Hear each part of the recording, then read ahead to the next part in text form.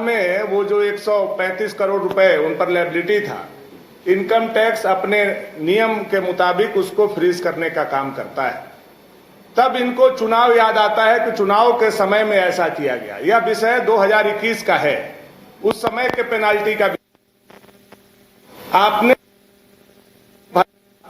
आपने मैं उसको भर दूंगा। अगर मैं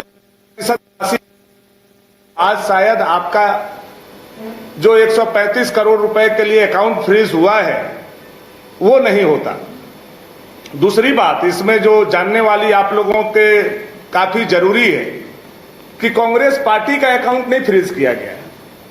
यह बिल्कुल असत्य है, यह बिल्कुल बेबुनियाद है और झूठा आरोप है। कांग्रेस पार्टी के कई अकाउंट हैं।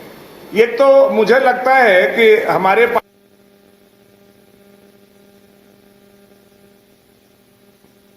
कांग्रेस के खिलाफ तो 420 का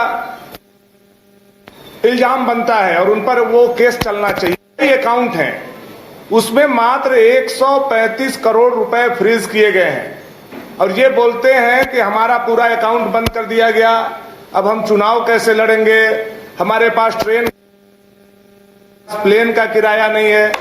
वहीं इनके जो नेता हैं राहुल गांधी जी, वो चार्टर प्लेन से चलते हैं और अखबार मीडिया के मुताबिक ही जो हम लोगों के पास सोर्स, कांग्रेस के पास आज भी 1000 करोड़ रुपया से अधिक उनके अकाउंट में पड़े हुए हैं। जो कांग्रेस झूठा आरोप लगा करके जो सिंपैथी गेन करना चाहती है, सहानुभूति लेना चाहती है, उसका पर्दाफाश करने के लिए आज हम लोग यहां आए हुए हैं। कांग्रेस पहले देश को लूटा, अब चुनाव में अपनी हार को देखते हुए वो इनकम टैक्स पर, कभी ईडी पर, कभी सीबीआई पर ठिकरा फोड़ने का काम कर रहा है। यानी वो पहले ही हार मान चुका है। चुनाव से पहले जो हमारे रिजल्ट हैं वो तो 4 जून को आएंगे, लेकिन कांग्रेस अभी से विधवा विलाप शुरू कर दिया है हारने का। कभी इल्जाम ईवीएम पर, कभी इनकम टैक्स पर, कभी सीबीआई पर और कभी ईडी पर। तो इसका मतलब यह है कि कांग्रेस हार मान चुकी है, इंडिया अलायंस हार मान चुका है।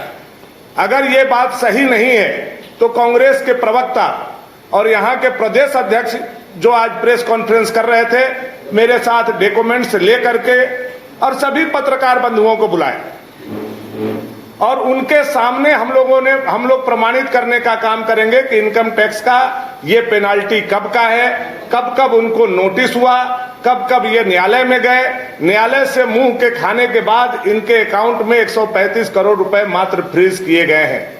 लेकिन ये सहानुभूति लेने के लिए जो विधवा विलाप कर रहे हैं, इससे कुछ होने जाने वाला नहीं है। देश की जनता कांग्रेस को भली भांति जानती है, उनका चरित्र क्या है, वो कैसे चुनाव के समय में रोते हैं, गिलगिलाते हैं और किस पर आरोप लगाते हैं।